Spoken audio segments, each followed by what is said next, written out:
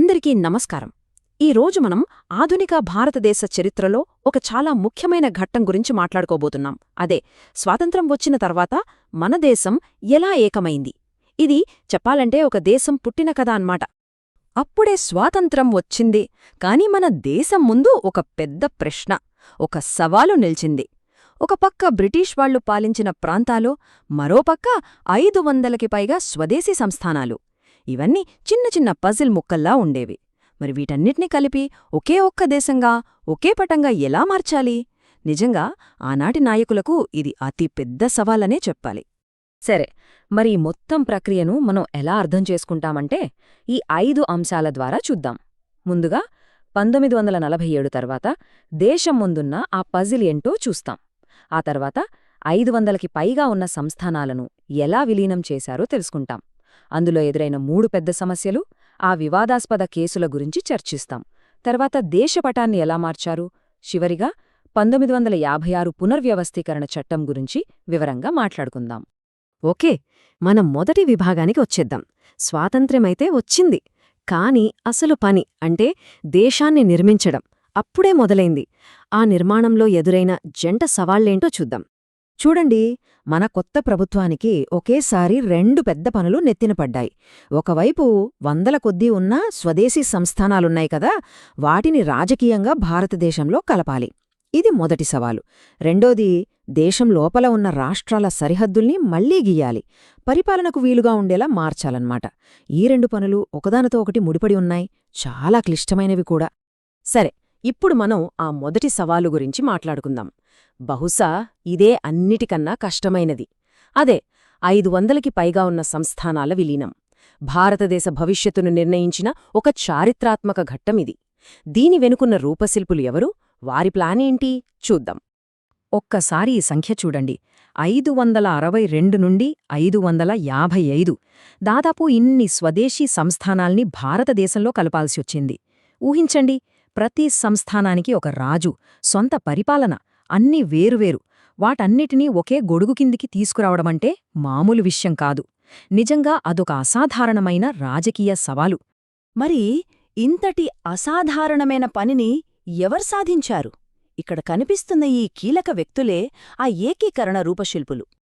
ఈ మహా ఏకీకరణ వెనుక ఉన్నది ప్రధానంగా ఇద్దరు. ఒకరు మన ఉక్కు మనిషి, హోంమంత్రి సర్దార్ వల్లభాయ్ పటేల్. మరొకరు ఆయనకు కుడి భుజం లాంటి సెక్రటరీ విపి మీనన్. పటేల్ గారిది రాజకీయ సంకల్పం, ఆయన నాయకత్వం వహిస్తే, మీనన్ గారు తన అద్భుతమైన పరిపాలనా చాకచక్యంతో ఆ క్లిష్టమైన చర్చలన్నీ నడిపారన్నమాట. వీరిద్దరి కలయిక వల్లే ఆ సాధ్యం సుసాధ్యమైంది. మరి ఈ విలీనం కోసం వాళ్లు ఉపయోగించిన ప్రధాన ఆయుధమేంటంటే అదే ఈ విలీనపత్రం లేదా ఇన్స్ట్రుమెంట్ ఆఫ్ యాక్సెషన్. ఇది చాలా తెలివైన ఒక లీగల్ డాక్యుమెంట్. దీని ప్రకారమేంటంటే సంస్థానాల రాజులు కేవలం 3 విషయాల్ని, అంటే రక్షణ, విదేశీ వ్యవహారాలు మరియు కమ్యూనికేషన్స్, వీటిని భారత ప్రభుత్వానికి అప్పగిస్తే చాలు. మిగిలిన వాళ్ల సొంత విషయాల్లో వాళ్లకే అధికారముంటుంది. ఇదొక ప్రాక్టికల్ డీల్ అన్నమాట. అందుకే చాలామంది రాజులు సులభంగా ఒప్పుకున్నారు. చాలా సంస్థానాలు ఆ విలీనపత్రంపై సంతకాలు పెట్టి శాంతియుతంగా కలిసిపోయాయి. కాని ఒక 3 మాత్రం ససేమిరా అన్నాయి, మొండికేశాయి. అవే జునాగఢ్, హైదరాబాద్ మరియు కశ్మీర్. వీటిని కలపడానికి వేరే పద్ధతులు అవసరమయ్యాయి. గుర్తుపెట్టుకోండి, పరీక్షల్లో ఈ 3 కేసుల గురించి తరచుగా అడుగుతారు.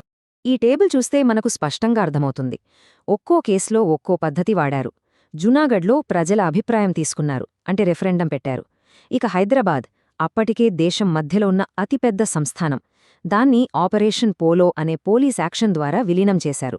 ఇక కశ్మీర్ విషయానికొస్తే, పాకిస్తాన్ నుంచి గిరిజనుల దాడి జరగడంతో అక్కడి మహారాజా హరిసింగ్ విలీన పత్రంపై సంతకం చేశారు. చూశారా, ఒకటి ప్రజాభిప్రాయం, రెండోది సైనిక చర్య, మూడోది చట్టపరమైన ఒప్పందం. 3 కేసులు, 3 విభిన్న మార్గాలు. సరే, పజిల్ ముక్కలన్నింటినీ అతికించడం పూర్తయింది, అంటే సంస్థానాల విలీనం జరిగిపోయింది. ఇప్పుడు తర్వాతి పని ఏంటి?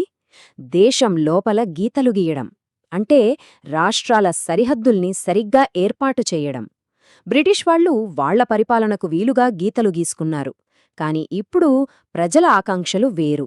ముఖ్యంగా భాషా ప్రాతిపదికన రాష్ట్రాలు కావాలనే డిమాండ్ బలంగా వినిపించింది. ఈ టైంలైన్ చూస్తే ఆ సంఘటనలు ఎలా ఒకదానికొకటి దారితీశాయో అర్థమవుతుంది. తెలుగు మాట్లాడేవాళ్ల కోసం ప్రత్యేక రాష్ట్రం కావాలని పొట్టి శ్రీరాములుగారు ప్రాణత్యాగం చేశారు. దాంతో ఉద్యమం ఉవ్వెత్తునేగిసింది. ఫలితంగా 1953లో మొట్టమొదటి భాషాప్రయుక్త రాష్ట్రంగా ఆంధ్రరాష్ట్రం ఏర్పడింది. ఇక చూసుకోండి, ఈ ఒక్క సంఘటన దేశవ్యాప్తంగా ఒక అగ్గి రాజేసింది. అన్ని ప్రాంతాల్లోనూ ఇలాంటి డిమాండ్లు మొదలయ్యాయి. దాంతో ప్రభుత్వం వెంటనే రాష్ట్రాల పునర్వ్యవస్థీకరణ కమిషన్ అంటే ఎస్ఆర్సీని ఏర్పాటు చేసింది. ఆ కమిషన్ సిఫార్సుల ఆధారంగానే 1956లో ఆ చారిత్రాత్మక చట్టం వచ్చింది.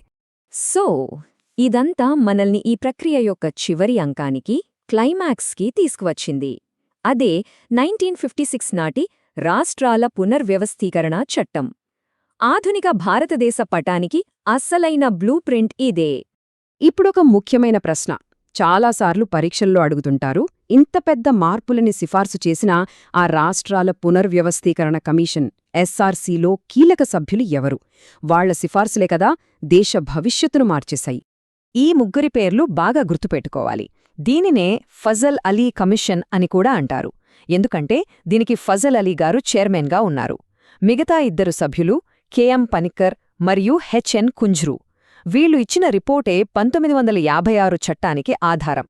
ఆ చట్టం ద్వారా 7వ రాజ్యాంగ సవరణ చేశారు. ఇది చాలా పెద్ద మార్పు.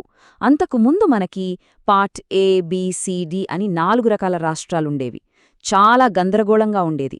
వాటన్నిటినీ రద్దు చేసి సింపుల్గా 2 రకాలుగా మార్చారు: రాష్ట్రాలు మరియు కేంద్రపాలిత ప్రాంతాలు.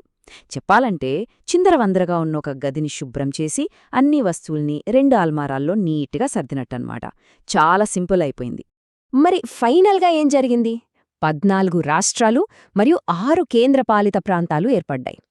1956 నాటి ఈ చట్టంతోనే మనం ఈరోజు చూస్తున్న ఆధునిక భారతదేశ పటానికి పునాది పడింది. అయితే ఇక్కడొక ప్రశ్న మిగిలిపోయింది.